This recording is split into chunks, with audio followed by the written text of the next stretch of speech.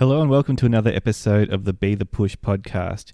This is a podcast where we talk to business owners, founders, entrepreneurs, professionals about the tough times that they've had to push through in their career. And this episode is no exception. We talk to the founder of Talentvine, Justin Falk. And he introduces me on this episode to an interesting concept that I haven't thought about before, referred to as Micro KPIs. So I'm going to give you a sneak peek of some of the gold that we've got in this episode around Micro KPIs right now. What we always do, and what I think I always do, is I set myself these huge kind of ambitious goals of what I want to achieve that week or that month.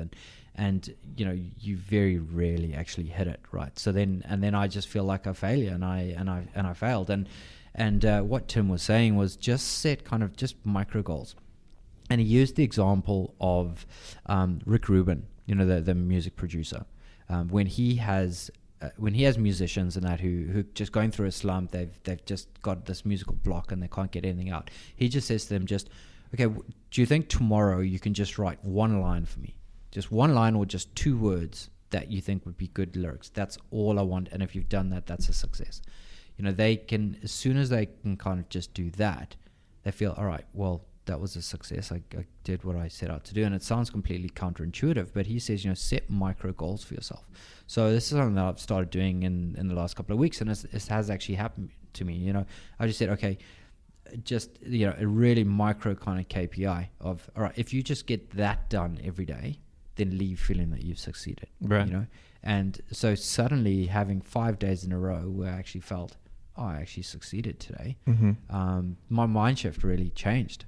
You know, just from that. So, can you give us an example of one of those KPIs, like a micro KPI you've set? Yeah, just a certain number of calls. Okay. You know, that I need to make. So whether it's to employers or recruiters that I'm kind of working with. Yep. You know, I look at the funnel, and you know, it's kind of the bare minimum that I need to do to kind of break even. And it's just so easy when you're focusing on everything else to let that kind of sales and business development aspect slip away.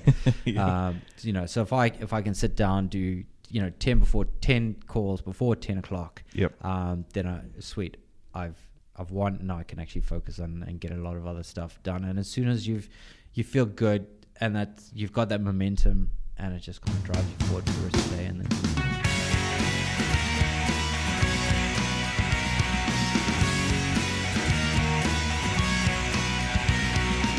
hello and welcome to the Be The Push podcast. My name is Jack Ferguson, and I'm going to be sharing with you stories of how business owners and entrepreneurs had to push through the hard times in their careers. We're going to be discussing the lessons learned from these experiences while arming you with actionable advice so you can be the push when you need it most. Show notes can be found at bethepush.com/podcast and clicking on the relevant episode link. Let's get started. So we have that story coming up amongst many others in this episode, and it was really cool to do this discussion with Justin because we went to all these places that I wasn't really expecting, including sleep, and we discussed sleep apnea. Sensory Deprivation Therapy is another interesting sort of new age therapy that I've given a try, and I talk about my experiences with that in this episode. Rebelling against society's expectations. Justin and I have similar views around how important that is. And also, Talentvine is a recruiter's platform. So recruiters come onto the platform and they're compared by the employers who are choosing which recruiter to go with. Justin talks about how he came into the scene all guns blazing, having not been a recruiter himself before. And it was really interesting to hear about how that went, how he was received by the industry, what that meant for his business development. Was that an advantage? Was that a disadvantage to not have been a recruiter himself before? We have a really long discussion around how he feels about that and his experiences around not knowing much about the industry that he came into with quite some force. So I won't chat too much here. I think we'll just get straight into the discussion. So here we go. Cool. All right. So today we're here with Justin Falk from Talentvine. Justin, how are you doing? I'm very good. How are you? Oh, not too bad at all. It's good to have you here. That's very good. Thanks for the invite. No worries. What's Talentvine? We are a recruitment consultant aggregator. Okay. So what we're doing is we're connecting employers to a selection of different recruiters, and then those recruiters have the opportunity to bid on working for a role. So yeah, we're capturing a lot of key metrics and ratings out there in the industry so that employers can now make informed decisions on who the best recruiters are at any given time instead of dealing on the sales pitch. And we actually give them an easy way to find the best people. Brilliant. So what made you come up with that idea? What did you see? Were you a recruiter in a past life, or? Actually, I've never been a recruiter, so I think that kind of works quite well. Has worked quite well for me because I think I was quite naive and was willing to look at things a little bit, kind of differently. I think if I had, there probably would have been a few times when I would have wanted to throw into the towel and just actually want to be a traditional recruiter. I think when I see how much money some of these really good guys out there are making, the startup life is pretty lean in comparison to that. So never was a recruiter. I worked in recruitment technology in London, also in Sydney, psychometric testing, video interview screening, all those horrible tools that people have to do when they're applying for large scale recruitment. Are they horrible tools? They're horrible if you don't like them. Okay. They're nice tools if you are an employer and you Right. just want a nice simple way to be able to screen through lots of people. Yeah. Most people don't really see it very fondly when you have to sit down and spend 15 minutes to an hour answering questions about your personality. It can be pretty tough. Mm-hmm. You know, what triangle comes next in this series and all those type ones? Yeah. Yeah, that's me. Sorry. Okay. Brilliant. Well, psychometric testing is such a buzz type word running around at the moment, though. So, it's a lot of people are doing it. Yeah, there are a lot of people doing it. And I mean, coming from that space, I've got to actually admit, I'm not a big believer in the personality aspect of it. Oh, really? I just think it's quite easy for people to actually game it. A lot of the time you go in for a job, you know what people want to hear. Mm-hmm. A lot of the platforms actually, they build that into it and they scale down like your responses, knowing that people oversell themselves as well. But I think the cognitive side of it, the problem solving skills, numerical reasoning, verbal reasoning, those type aspects, you can't game that, and I think those are really accurate predictors of someone's future on the job performance. So anyone for our team, we certainly will test them against their problem solving skills, because it doesn't matter what line of work you're in, right? That's important. But so with the personality side of it, though, that's, I'm guessing, correct me if I'm wrong, but that's what people are factoring in for the cultural fit.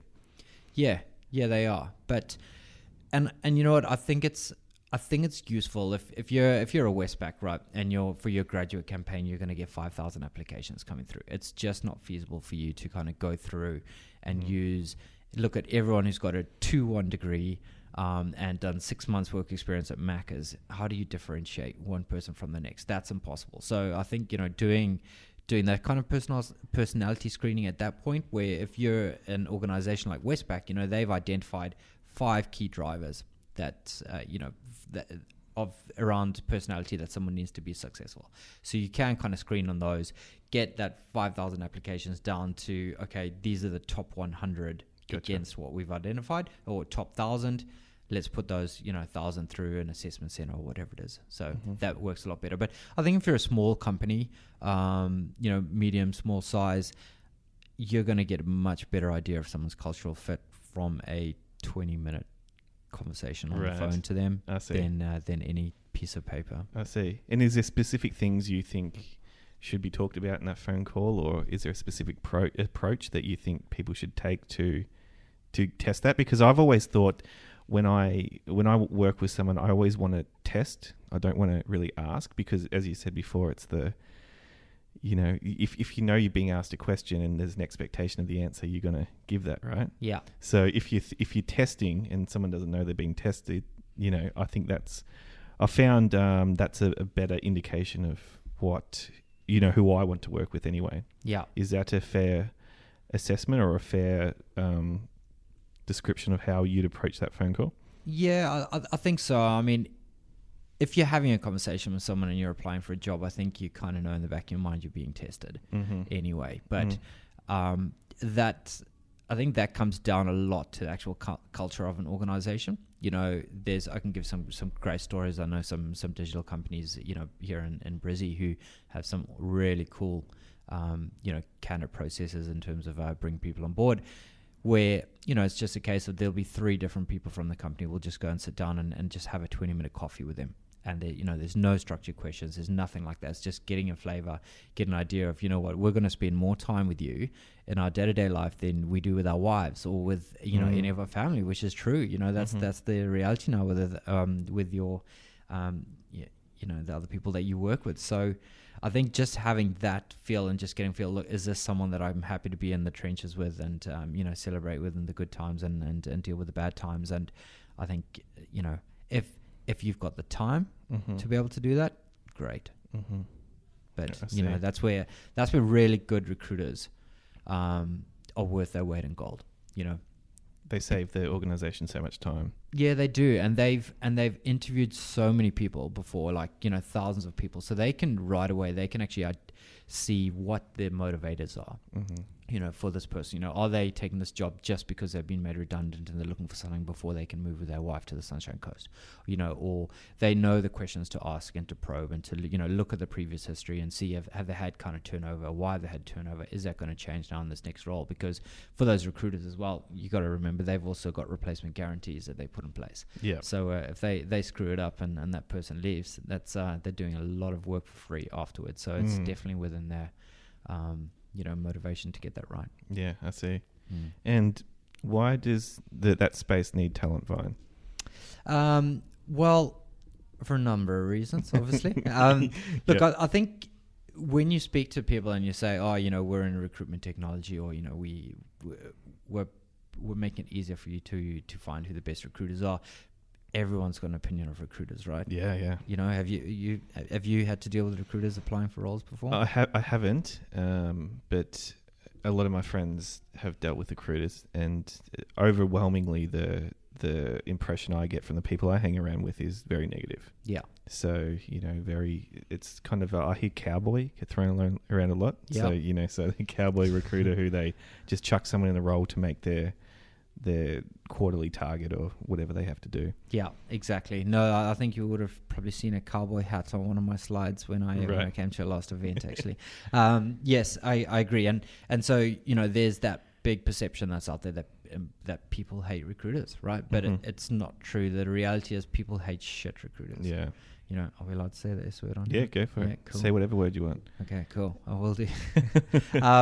They hate the shit ones. When you work with a recruiter and they find you're an amazing candidate, it's done with a high level of service. It's done on terms and a fee that you, the employer, and the recruiter are happy with, then that's a perfect situation, right? And everyone's happy and no one complains about the process when that happens. So that in itself is essentially the hiring utopia, to use a bit of a cliche term, that we want to facilitate through our platform. So we're not trying to eliminate the work that recruiters do. And actually, when I first launched the business, I was trying to eliminate the work that recruiters do. And never actually having been one myself. I just, thought, ballsy, I can come and make this huge change. But then you actually start looking at your metrics and where you're actually getting your money from. And it's when the recruiters are most involved with the clients. And they're worth their weight in gold. And I had this big realization of, okay, this is now when we pivot, because we're not about trying to eliminate recruiters. We're now about making it easier to identify and now to work with the best recruiters that are out there in the market. And that's now where we're finally kicking some goals. Awesome. And how's it been received by recruiters? How's it been received by the space? You know what? In the very initial days, I was told under no uncertain terms by quite a few recruiters that they did not like what I was doing. Okay. You're going to be cutting into our fees and, you're kind of cheapening the service and everything that we do. But, in a way, I take I take quite a lot of the blame for that, because I almost approached it in quite an arrogant way in terms of, hey, recruiters, you kind of need our platform because we're going to send you jobs, right? And you just want to make money. And I just thought that was the situation. I was like, so if you don't want to sign up on here, your competitors are, and they're going to be winning more work than you. And there are some exceptions of some great recruiters that I had on, Aaron Thomas from Digital Native. Like, he was awesome when he was over at Davidson. He was, happy to come on very early days. And, that gave me a little bit of, what's the word, credibility, having someone like Davidson on the platform. But yeah, there were quite a few that told me, it's never going to work, it won't work. So I really had to kind of bluff it, or fake it in the early days, where I think a lot of entrepreneurs do. You go out to the clients and you're like, oh yeah, I've got all these recruiters on the platform. Yeah. They were ready to kind of bid on a role, and then a client will put a role up on the platform, and then I'd spend the next 24 hours just frantically calling around recruiters and being like, hey, I've got a client who's looking to hire a CTO with this stack. Can you please place a bet on this? So I built up the business, role by role, kind of as it went. So people weren't very receptive at first. Now we've got some great recruiters on board. We're kind of at a point where we've got a bit of a waiting list now as well with recruiters. We just need more employers. Brilliant. No, so yeah, it's a good place. Sure. So on this podcast, we talk about the hard times you push through in your journey. So would it be fair to say that that was one of your toughest times, is early on when you came in, it seems, all firing, all guns blazing in the recruiting space? Yeah, I think it was. It certainly was. I mean, I hated the last job that I was in, so I just kind of knew that as soon as possible I was going to get out of there and just kind of launch a business. I did what no one should ever do and take out a business loan about a week before I was going to quit. Oh, wow. And not a personal loan, pretty much. Right. So, thinking that, I've got this great idea for a business and I'm going to be able to pay this back in 2 months, because obviously people are going to want to pay to use it within a week. I was clueless. I had no idea what I was doing. But yeah, that was, I think, I got a sense of false hope, because when I had nothing but a one-page website and some business cards printed off, I met someone at I met a client at a networking event. She was looking to hire a CIO, and I kind of pitched the concept to her. She said, yeah, that's great, we'll do that. Anyway, long story short, within 3 weeks, managed to find her an awesome person that she ended up hiring, and saved her $12,000, like on any other, anyone else that she had dealt with. So straight away off the bat, I was like, oh my God, this works. And that was so easy to get this client on board. So if that's the amount of effort I took to get one client, times that by 10, that's what I can do, in half a day. I'm going to be making $100,000 a month straight away. So, and then realizing for a few months after that, not making a single dollar, I was like, okay, yeah, this is quite a dark time. This is pretty hard. And then it kind of dawned on me the magnitude of, I think, what it actually takes to launch a startup. Right. And what do you put it down to, getting that first client easily versus then, I suppose, going into the valley of death by the sounds and not picking up one for a long time? I think a lot of it was just I had no idea what I was doing.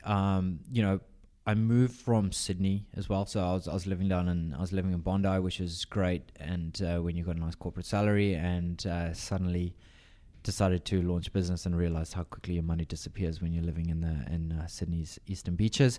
So moved my whole life up to the sunny coast to live with my mate on his couch and everything, which was meant to be for about 3 or 4 weeks, while I got stuff like business plans and stuff that I thought you needed when you have a startup, which you actually don't.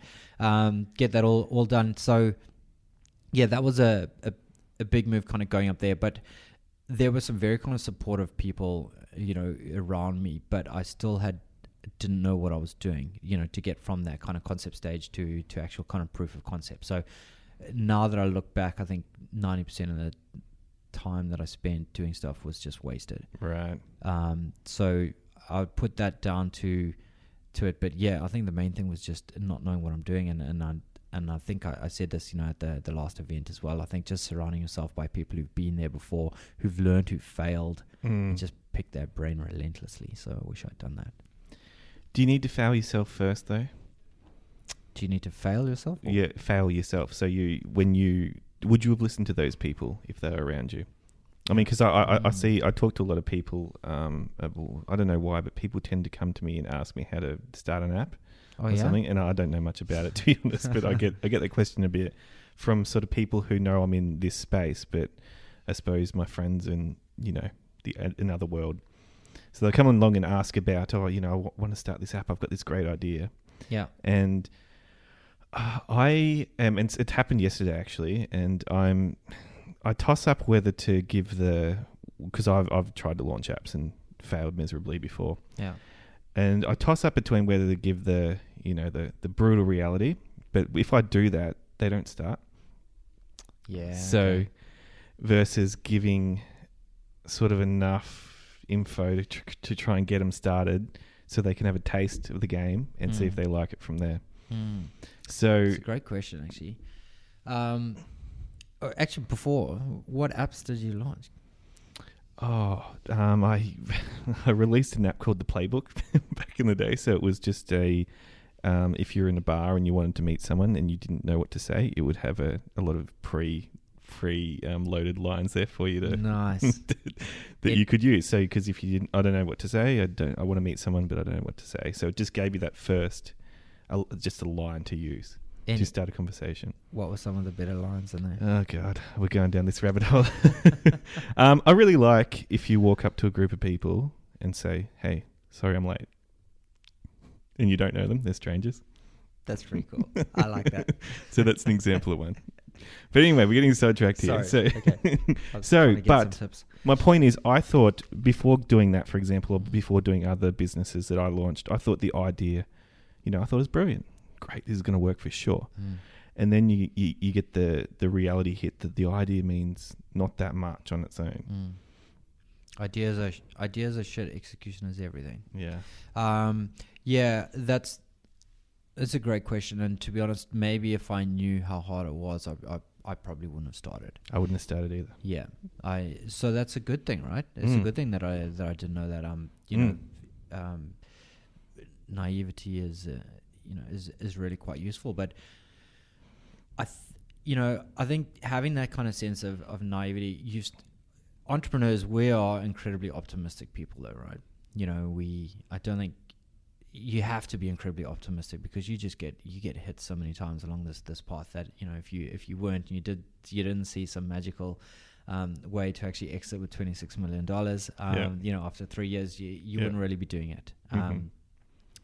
So yeah, I'm glad I didn't know everything about it, but I think if I just had some people there, I think there's some 10 key milestones that you can that you should be aiming to kind of hit like in your first 6 months.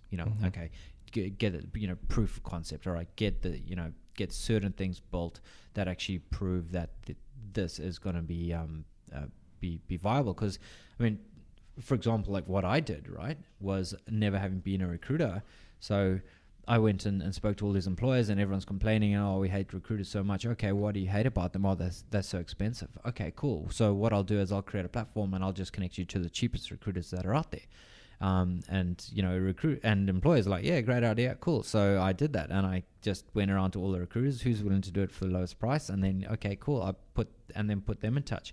And then you just get shitty candidates being sent through by B-class recruiters, and no one makes money at the end of the day. So I think that if I'd actually known what to actually ask them, and actually, it took me a good 6 to 12 months to actually realize actually it's not the price. That's not the big issue here. But they told you it was. Yeah, they told me it was. Right. So you can't take what people say at face value necessarily. Is that the lesson here? Yeah, I think that's the lesson. I think I've said to quite a few people before as well who are trying to launch something, people will often say, oh, that's a great idea. Yeah, I'll definitely use it. Okay, cool. Would you be willing to pay for it though? I think is a completely different question. And, even someone saying, yes, I'll pay for it, to them actually saying, okay, well, can I have your credit card details and I'll put it in? It's a whole different kettle of fish. Then you get the truth then you get the truth. So it's that kind of chicken and egg situation though with the entrepreneurship thing. You can't really justify taking someone's credit card details until you've got some form of a product. But I think understanding the market, speaking to as many people as possible, I would have done that a lot differently. I would have spoken to more of the recruiters beforehand. Really? Okay. Yeah, so I just took all my advice from what do employers want. Okay, well, recruiters just want to win more roles, so as long as I just send you jobs that way, they'll be happy. But yeah, I got it wrong on both sides of the fence. Very interesting. Very interesting. So if you were to tell someone else what they should do in their first 2 weeks, for example, what would that be? Just simply talking to people in the space? Yeah, first 2 weeks, learn how to meditate. Right, yeah.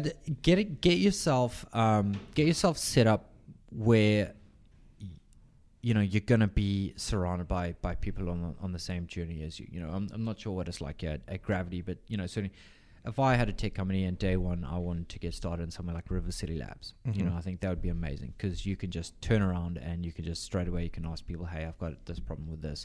What would you suggest? There's mentors, there's support. I'm not trying to plug them or anything at all. Yep. There's a lot of these kind of incubators and everything that are setting up now across the country, and I think that's incredibly valuable. Not only getting that little bit of money behind you that allows you to take some risks, but at the same time, just being able to pick people's brains is really big. And what about the art of doing that? Because, I mean, when I started in business, I think that my questions were poor to the people I was talking to, because the client or the person you're trying to serve, I feel, doesn't always know what they want, or they don't know how to explain what they want.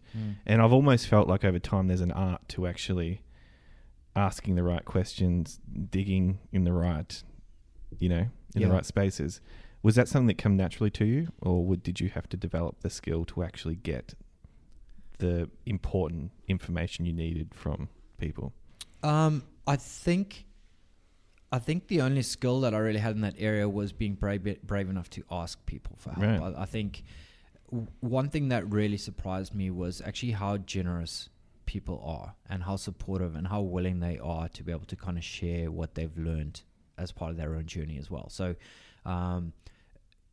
I was at some random event, and I was just sat opposite a guy. Was surrounded by investors, and this dude was sat there with like a crumpled shirt and half shaven, and there was just something about him. He just looked really interesting. I remember I wrote down like what was on his name badge, went and checked him out on LinkedIn that night, saw he was ex KPMG, ex Apple, ex Microsoft.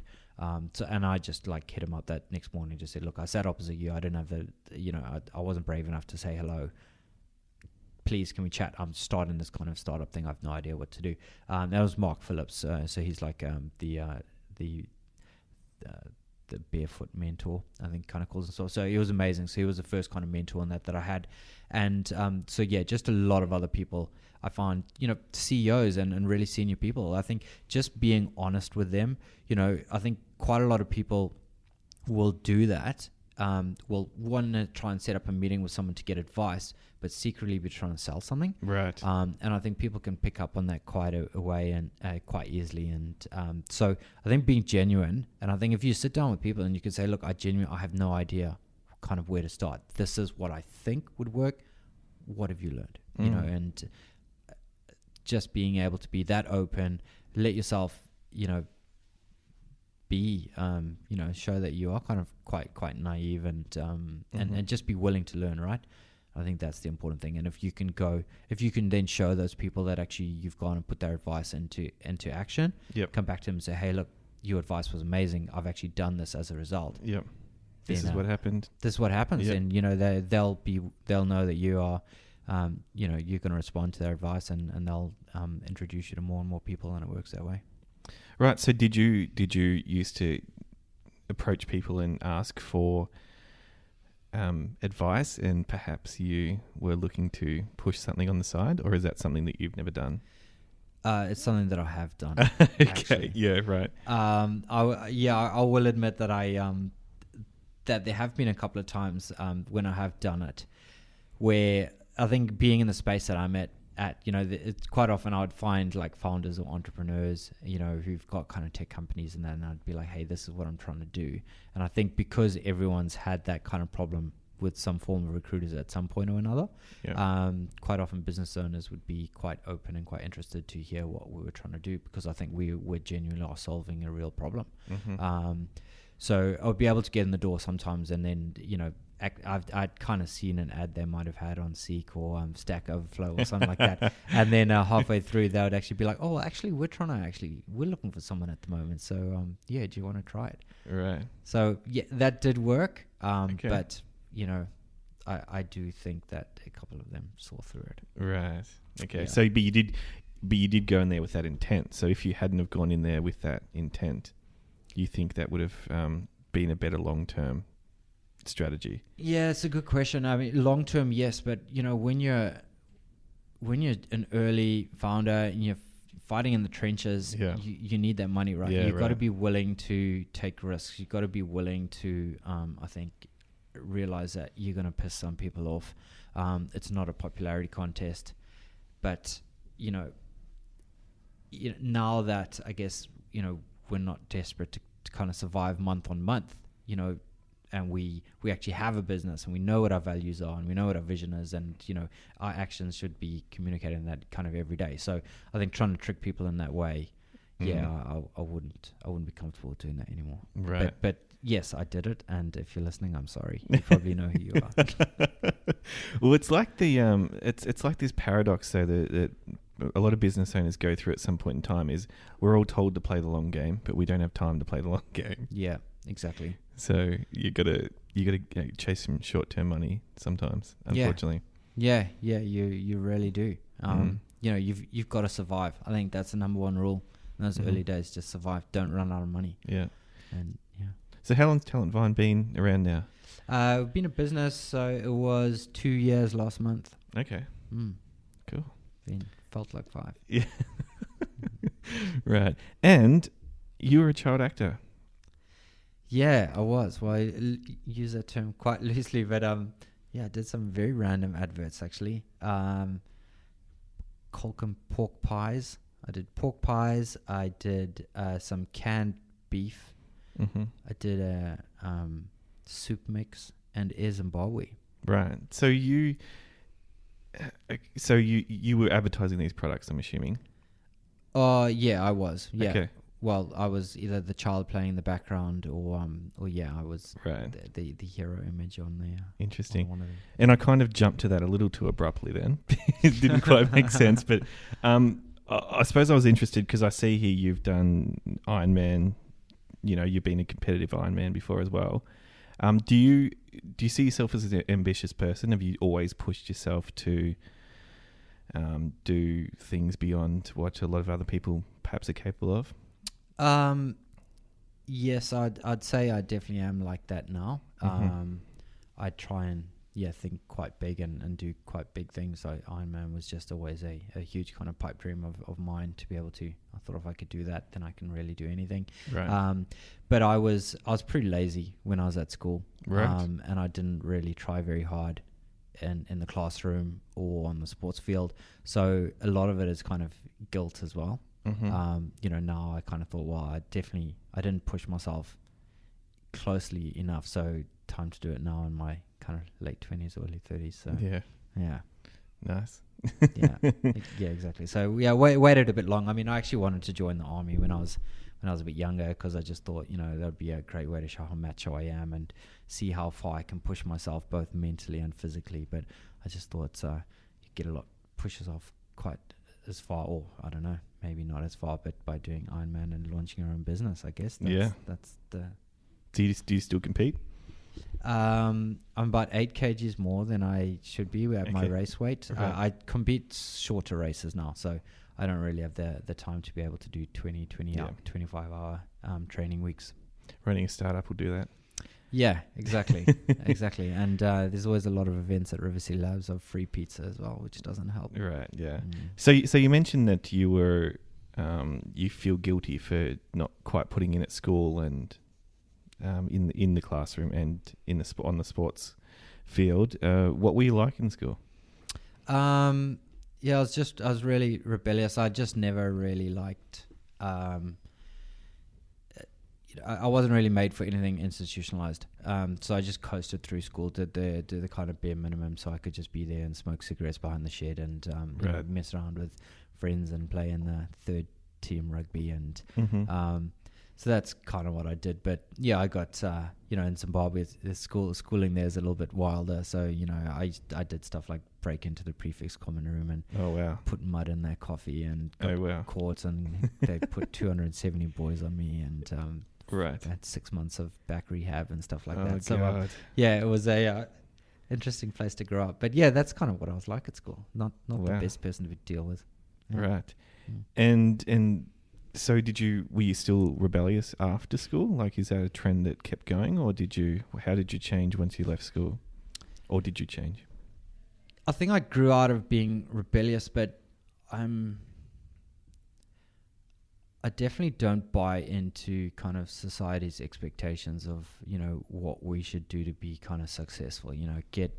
Finish school, get a uni degree, get a comfortable job, pay your taxes, get married, have kids, get a mortgage, and that's you for the rest of your life. That doesn't interest me in the slightest. So I think I'm rebellious in that way. Mm-hmm. Being incredible. Is that just critical thinking though? I mean, if you want to watch people lose their minds, one strategy I've got is to say that buying a house might not be the best financial investment. And people go absolutely crazy over it. It's such an irrational topic, I find. But that's the same thing. It's what you're saying is don't just buy it because, society tells you, crunch some numbers, and often they don't look that good. Exactly. Yeah, completely agree. And it's definitely easy for me to use that as an excuse at the moment when you've put all your money into a business and you don't have anything left as a deposit. But yeah, I agree. I mean, one of my investors, she's incredibly successful CEO of a company that's going to be working with the likes of Tesla and that. And she could probably. She could buy heaps of houses. She doesn't believe in it whatsoever. She still rents, Right. So that was someone who told me quite early on that actually, the whole housing thing isn't that good. And I like having a certain level of freedom as well, So I don't particularly feel that I want to have kids or anything as well, and don't want a mortgage because I want to be able to say, actually, you know what, I want to go and work in the Valley for 2 years or move to Zurich or travel around Africa for a year. So. Yep. I like that element of freedom and I don't think a mortgage would help. No. It'd be quite restrictive, I imagine. Yeah. Okay, so I quite resonate with a lot of the points you're making there with the rebellious stuff. I was actually quite good at school, but I don't think that really helped me. I did well at school, so I skipped a year, and school told me I was smart and all this type of thing, and then I felt like I took this arrogance into my early adult life. And there's nothing like starting a business to get kicked in the teeth every week and to kind of bring you back down to earth. Yeah. So I actually wonder whether you had a leg up on a lot of us there because from someone who did well at school, I was very slow off the mark in business. Really? Yeah. And what did you think? Do you reckon that's because you thought it was going to be easier than it was? And because I was smart. Yeah. Because school told me that I was a smart person. Yeah. But that's such a, it's such a lazy way of describing someone, I think now. Because, business is all these things you have to learn about it and all these skills that you have to develop. And my social skills weren't particularly strong, especially in the beginning. So I thought that my, intellect would overcome that. But not the case because you need to deal with people. Yeah. That's quite interesting. I mean, I think like when I do those like psychometric tests, tests and that, like I generally come up quite high. So I think thankfully, I think my intellect is maybe okay, but I'm not very good at, learning or I think it's being told what to learn, Right. So that's what I struggled at school. I started uni and I dropped out of uni. I started an MBA, dropped out of my MBA. I think because going through that, I just started getting restless and I was like, why am I learning all this stuff that I'm never going to do myself? I'm always just going to find someone smarter than me and outsource it and get them to do a much better job than I'll ever do. And I'll just focus on what I'm good at. Mm-hmm. So I think, that I kind of picked up on that. But I think maybe the good thing about being rebellious was I just got that out of my system when I was quite young. So now I'm okay with the fact that I'm paying myself a pittance and not being very exciting on Friday and Saturday nights. Right. So maybe that's an aspect as well. You don't want to still be going and partying really hard, I think, when you're in your late 30s and trying to run a business, do you? Fair enough. No, maybe not. Have you got it out of your system? I don't know if I can say I have, unfortunately. Yeah, no, very interesting. I mean, I was talking to someone last night about this topic exactly, and they were talking about uni, and they're still at uni actually. And they said, they really like the structure of being told what to learn, but it sounds like you're not the type of person who likes that. And I said, I said, I can't stand that. I can't even. And they said they can see that some of it's a waste of time, but they can tolerate the waste of time. Whereas I'm not the type of person who can tolerate that. Perhaps you're not either. No, not really. But I would like to have better. I'd like to be better at taking advice. I think sometimes I can be quite kind of headstrong and make my mind up about something. I've been told that by my board. That maybe I should listen sometimes a little bit better. So that's definitely an area of development for me that I should work on. Right. Yeah. It's a catch-22 though, isn't it? Because how do you decipher what advice to take and what not?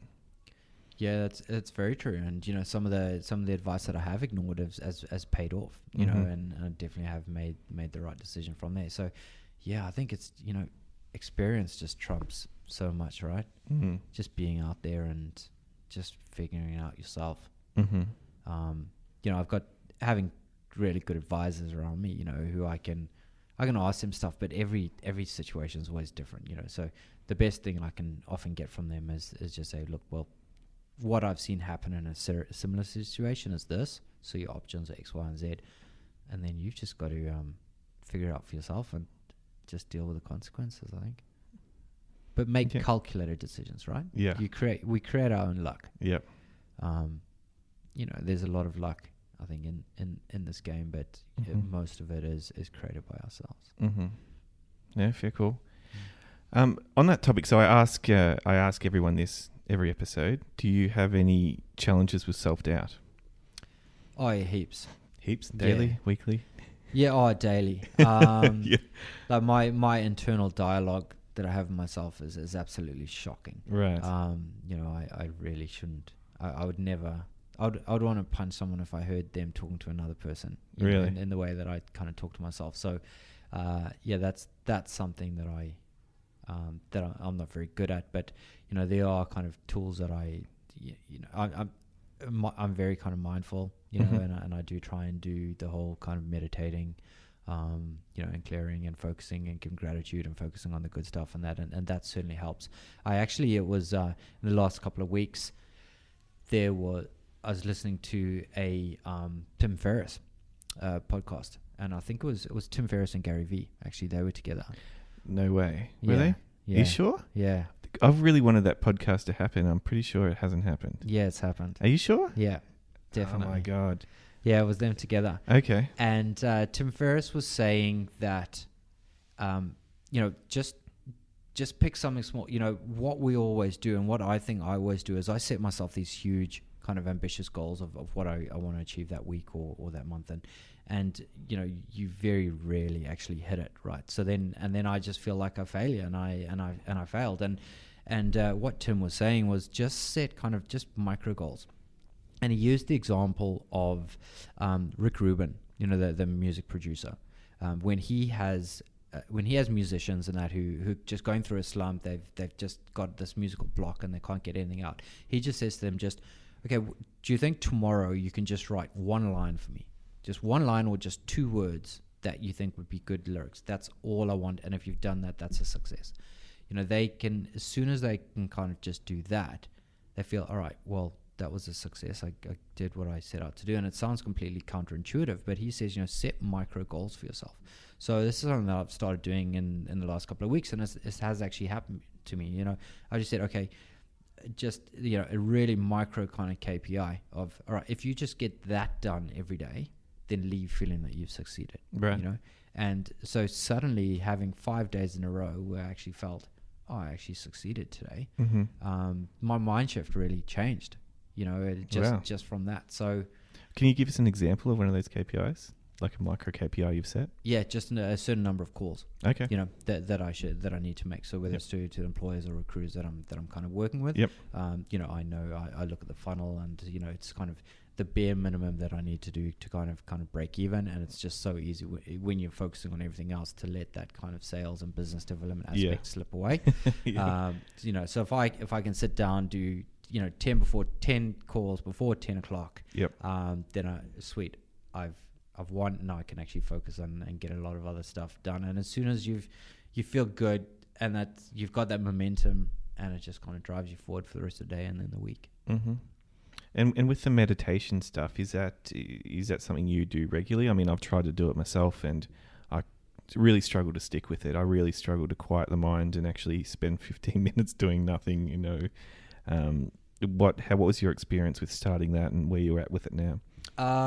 Yeah, it's still something that I find really hard, and it's just routine. I think as soon as I kind of brought it into my morning routine of knowing, okay, as soon as I do some weird stuff. As soon as I wake up, I get up and have some apple cider vinegar and warm water, and then sit on my floor and do like a 15-minute guided meditation. So right. I actually do the guided ones. I find when I try and do it on my own, I just start thinking of everything. So I'm not there yet. Yep. Yeah. So as long as it's kind of routine, it's a lot easier to kind of follow. And I can feel how different I am that day, whether I have meditated or not. Wow, that day. Yeah, that day. Okay. Yeah, certainly. And could you explain what the difference is? If what would your day look like if you didn't versus if you did? If I don't, it's just a lot more kind of frantic, okay. I think, and you know, just dealing with stuff. Whereas if I do that kind of meditation, then kind of throughout the meditation, the guided meditation, I'm focusing on what I want to achieve for that day. You know, what I see as how I want to be feeling at the end of the day. And then just subconsciously, I think your body and your mind just starts going through, okay, well, that's where you've got to be. So this is what's got to be done. And I just find that that's kind of in the back of my mind throughout the day. So I might be focused on doing something which is not that important. And then I'm like, actually, I need to be doing this call. So I get pulled away and then actually do what's the important stuff, which gets me to the goal at the end. Awesome. So how did you? Was there a lag period when you started before you started to feel the? Sorry, I'll rephrase that. So was there a period of time before you started feeling the positive effects of it, or was it a pretty quick? You started meditating, and these, you know, you could notice your days improve immediately. I think I get immediate benefit from that. Yeah. Even when you started doing it, even when you first started meditating. Oh, well, I mean, I started kind of doing it a few years ago, and then probably had about a 2-year period when I maybe did it once or twice. Right. So probably about the last 3 months, I've been doing it a lot more again, and yeah, I'm seeing the benefits from that already. Brilliant. But yes, same day, like right away. If I, because what happens? So this is what happens if I don't meditate. Right, my alarm goes off. I sit there and then I scroll through the news. Yep. Go on CNN, see if Trump has been assassinated yet. Scroll through Instagram, Facebook, check emails, check Twitter, do all the stuff. And the next thing I know, you know, half an hour, 45 minutes is gone. That's how I've started the day. That's kind of set the tone for the day. I'm thinking about Trump. I'm thinking about, you know, what competitor tweeted this. And that's when I feel quite frantic, right? Because there's been no kind of structure. Whereas I know that if I get out and I do that kind of morning routine that I know kind of works for me, then I'm more likely to stick to a routine and have a structured day. Yeah. From the start. Right. That's a very valid point, I think. I like, and just you speaking like that right now is reminding me that I probably start most of my days in chaos mode at the moment. You can start reading emails and get pretty angry pretty quickly sometimes. Yeah. In the morning. Yeah, exactly. That's I'll read an email and it'll set me off and that's me, and that's what I'm focused on for the rest of the day. So if you do meditating, I don't do it enough, but when I have done kind of journaling as well, like cause sometimes I struggle with sleeping. Like I sleep very badly, so if I can do that at nighttime and just get it down on paper, and a lot of the time you actually realize, oh my God, I've been stressing all day about this. And when you're actually reading it, you actually realize how trivial it is. And it's almost kind of out of your mind. Right. Because you can read it on a piece of paper, I suppose. Yeah, you can, and you and I just find it's out of you, Mm-hmm. and I think just we can build something into so much more than it really is, and then when you actually write it down, you're like, that's not even something I should be stressing about. Mm. And I even remember the other day I was really cranky in the morning because I felt like I had all this stuff to do, and I probably should have set the micro goals like you were saying, but an hour later and it was pretty much all done. It just felt like there was a lot of things to do because the list was huge, but they were only like 2 minutes each, most of the tasks. Yeah. And I was just annoyed that I had to do all this stuff. And I think I get more annoyed when there's a chance of conflict, like if I have to call someone or deal with other humans. I'm pretty good if it's just a task I do myself where I control all the variables. But if I see 4 or 5 phone calls or, 4 or 5 things where I need to deal with other people, that annoys me, even if they only take 2 minutes each. Yeah. Okay. Yeah. So do you are you good with lists? Are you a fan of lists? Do you write them and tick things off? I do them, yes, and I'm not sure if I'm a fan. I don't know. I haven't found a better way. Would be my answer to that. Because my problem with lists is you do it, and then if it's too long, you just don't want to get started. Yeah. Yeah. Because it just looks so overwhelming. So coming back to your point again before, it's better to have those micro goals perhaps that aren't so overwhelming. Then you get started. Yeah. No, I agree. I find I like lists because something I used to struggle with a lot more as well was, I'm trying to think how they say it, but the task at hand will always be filled by the time you have available. That's Parkinson's law. Is that? Oh, I don't know. Yeah. You know more than me. So if you have 2 weeks to do something versus a day, you'll get it done just on time. Yeah. Typically. Exactly.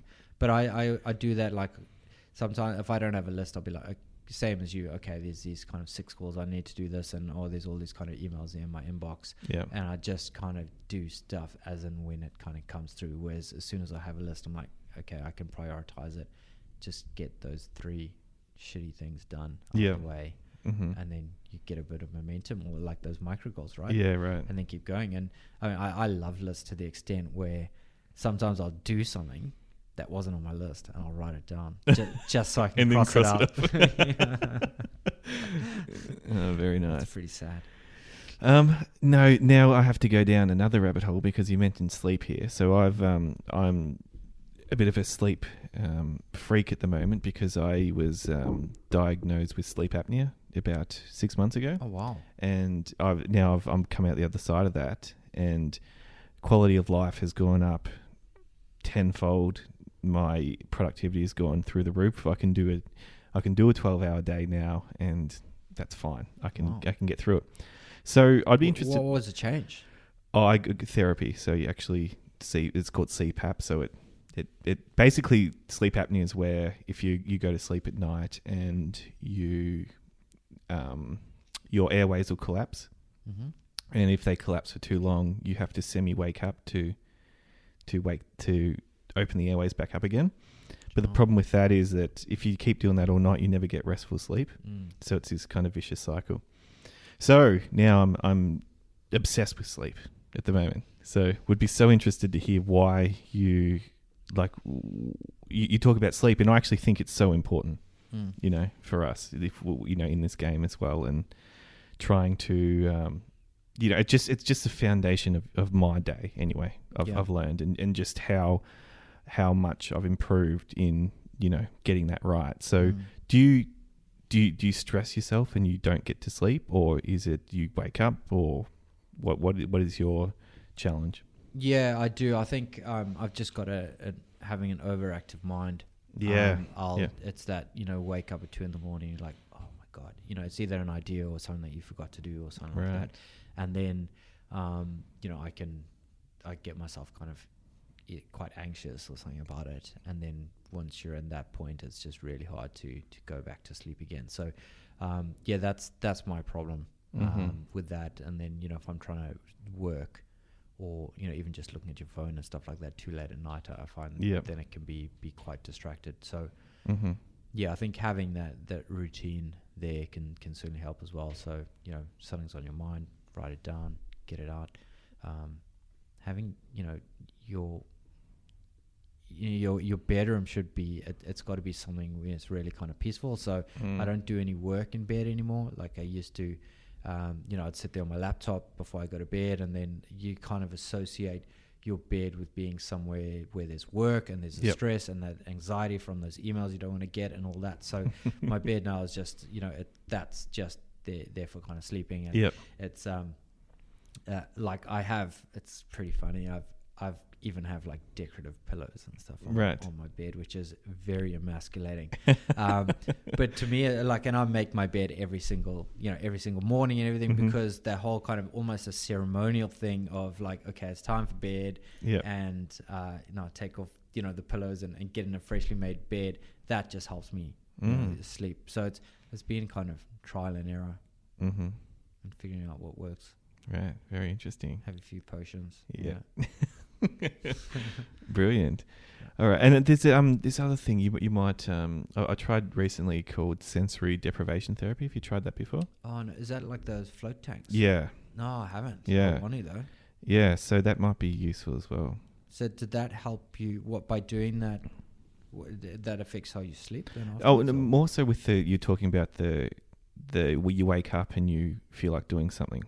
In the middle of the night. It's kind of that quieting of the mind, I suppose, because you're in there and you're floating on the water and it's dark, so you can't see, you can kind of hear your own breathing.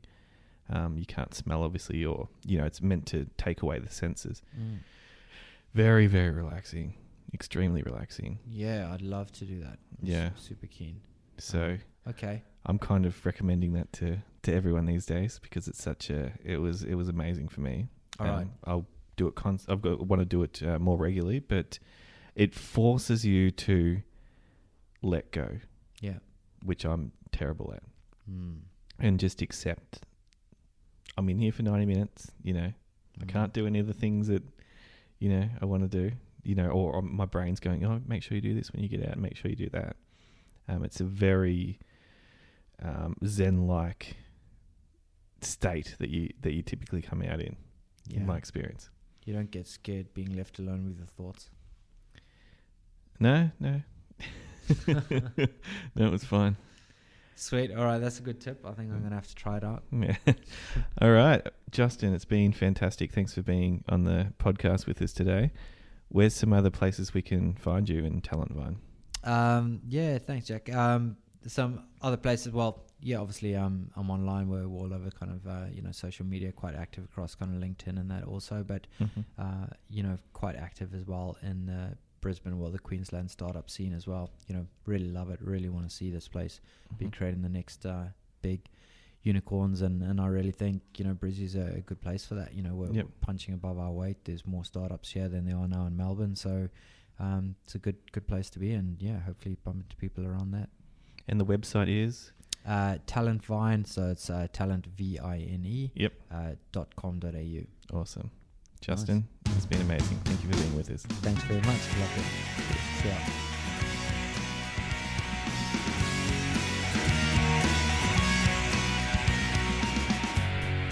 Thanks for listening to this episode of the Be The Push podcast. Show notes can be found at bethepush.com/podcast and clicking on the relevant episode link. I appreciate your company and look forward to talking to you again soon.